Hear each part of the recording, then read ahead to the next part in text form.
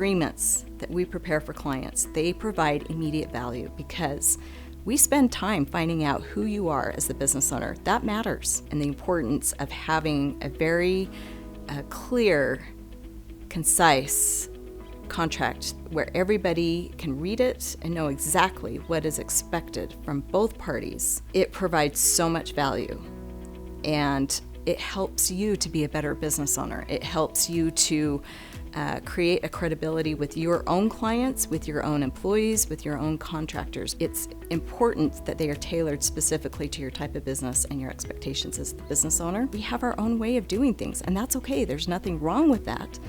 We just need to capture that appropriately in the written agreement, because that's what keeps everybody on the same page, and it avoids the misunderstandings that turn into lawsuits. We're writing everything in plain language, which is just amazing. And I just disagree that you should ever have to hire an attorney to explain something. You should be able to explain what a term means to your clients, your customers, your contractors and employees. You shouldn't have to bring me or another attorney into the mix. That's my goal. There's about 7 different types of agreements that we do, and we're really good at it because that's all we do. Client service agreements are critical. We prepare employment agreements, independent contractor agreements, employee handbooks, operating agreements, shareholder agreements. Those are all contracts. We just try and make it as painless as possible, but we want you to feel confident in your agreement. We want you to feel like you know exactly what's in there and your clients do, and it will be easy for you to manage